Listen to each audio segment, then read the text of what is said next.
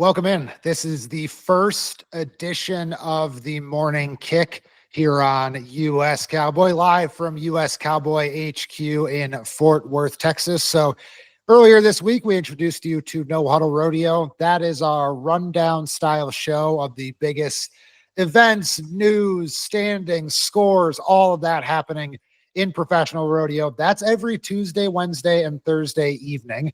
But we're also going to have something for you in the morning, and that's what this is. This is the Morning Kick, and what we want to do here is take one big story every day. That can be past, that can be present, that can be stats focused, that can be storytelling focused, whatever it is. And we want to condense it into 7-8 minutes so you hopefully learn something new, have a little more information about the pro rodeo season, whatever it may be. This is going to be a good mix here, an interesting mix of stuff. It's also going to be a little shorter. So No Huddle Rodeo is 10, 12, 15 minutes.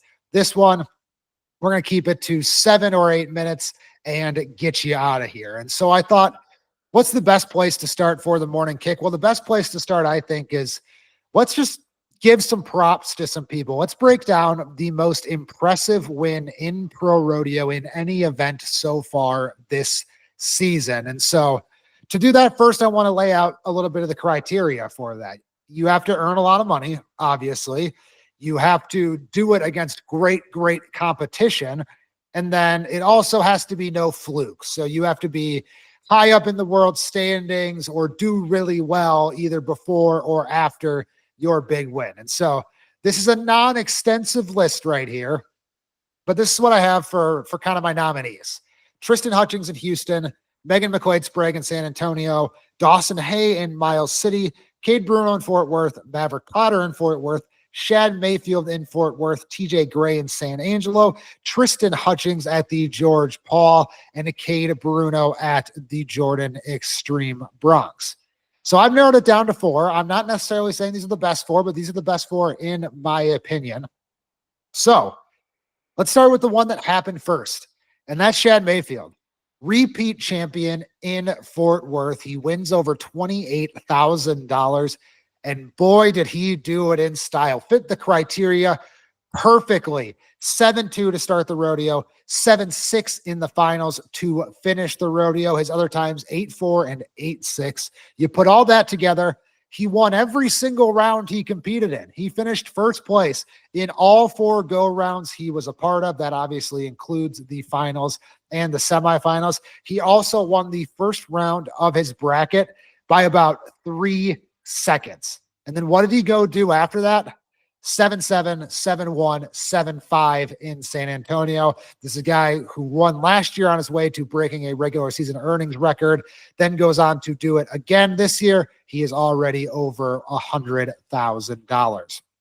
Let's go to Tristen Hutchings next. We're going just chronological order here, and he got it done in Houston. And the thing that jumps off the page for Tristen Hutchings in Houston is he rode 5 bulls, and no one else even rode 4. The next closest, Mason Moody and Wasey Shala at 3. So he just covered more bulls than anybody over the course of the 2 weeks in Houston. Like I said, he goes 5 for 6. No one else even goes 4 for 6. And those last 4 qualified rides, all of them 86.5 points or better, 91.5 in the short round. That is how you win that $65K. He went on to win about $73,000 at that rodeo. So obviously that fits the criteria as well. The biggest single day money in pro rodeo. He also won the American too. So that's a pretty hefty check as well, showing up to get those big checks. And I want to revisit that 91.5 point ride because last year, Tristen Hutchings had more 90-point rides than any NFR bull rider. On the flip side of that, though, he only covered 33%, which was the lowest of all NFR bull riders. But this year, he's at 50%. He went 5 for 10 at the NFR. He said he really cleaned some things up, especially about bulls going to the right. And how did it go down in Houston?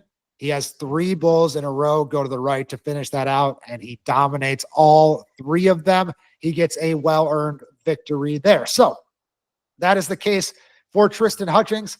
These last 2 are very, very similar. Dawson Hay in Miles City, Kade Bruno in Jordan. First of all, on the surface, They are both standalone bronc riding events in Montana, but also Dawson Hay and Kade Bruno have really been neck and neck. They were 1-2 for a while. Now they're 2-3 after Ryder Wright shot up to number 1 for his Rodeo Houston win. So pretty similar seasons going on with those guys. But here's the breakdown of it for Dawson first. 89 points on Calico Color, followed by 90 points on Gronk to get the win. This is important. He swept as well. He didn't just win the short round. He won the long round and the short round. Won over $20,000. And like Shad Mayfield, he is a repeat champion. He was 90.5 to win it last year. He also swept this same event last year, which again, that falls good. That's good stuff in the criteria. That means he shows up against the best competition, and he's not resting on his laurels after winning last year by any means. And he wins a nice bronze statue for that. He said afterward he really likes winning those bronze statues, and he's going to keep coming back to Miles City for as long as he is able to ride broncs, which makes perfect sense to me because he's won about $40,000 there over the last 2 years. He also won that event in 2021 as well. So 3 titles in the last 5 years, including 2 in a row in Miles City, 2 sweeps in a row in Miles City for Dawson Hay. Lastly, the most recent one.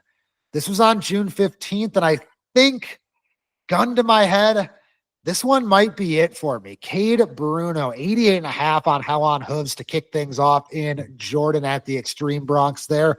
Then he goes for 93 points on J-Bar J Shady Jacket. That is the highest marked ride of Kade Bruno's career, a career that includes 3 straight NFRs, a career that has seen him as one of the best bronc riders in the world start to finish over those last 3 years.